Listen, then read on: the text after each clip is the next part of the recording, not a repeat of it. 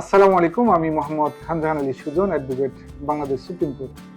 আজকে আমি চেকের আরেকটি বিষয় নিয়ে কথা বলবো, সেটি হলো চেকের মামলায় যদি সাজা হয়ে যায় তাহলে আপনার আসামির কি পরবর্তী পদক্ষেপ কি এবং বাদীর পরবর্তী পদক্ষেপ কি, এই দুটো বিষয়ে আমি কথা বলবো।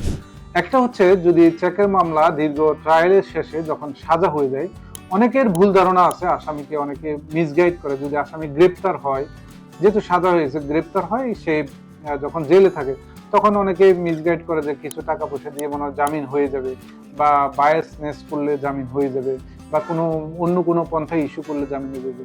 আমি স্পষ্টভাবে বলতে চাই যে আইনে স্পষ্ট আছে, আপনি চেকের মামলা যখন সাজা হয়ে যায় তখন আপনি কোনোভাবেই চেকের অর্ধেক টাকা জমা দেওয়া ছাড়া আপনার জামিন হবে না। এটা আইনে কোনো আলাদা কোনো কিছু নাই। যদি আপনি চেকের মামলা অর্ধেক টাকা জমা না দিতে পারেন, তাহলে আপনাকে যে নির্দিষ্ট সময় পর্যন্ত সাজা দেওয়া হয়েছে, সর্বোচ্চ 1 বছর সাজা হয়। বিজ্ঞ আদালতে আপনাকে 1 মাস, 2 মাস, 3 মাস, বিজ্ঞ আদালতের অনুযায়ী সাজা পরিমাণ কম বেশি হতে পারে। যে পরিমাণ সাজা দিয়েছে ওই পরিমাণ আপনাকে সাজা ভোগ করতে হবে।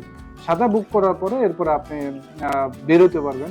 কিন্তু যদি যখন আপনি গ্রেপ্তার হয়েছেন তখন যদি আপনি চেক উল্লেখিত 50%, মানে অর্ধেক টাকা যদি বিজ্ঞ আদালতে জমা দিয়ে দেন, তাহলে আপনি ওই দিনই কিন্তু জামিন পাবেন। এখানে আইনে স্পষ্ট বলা আছে।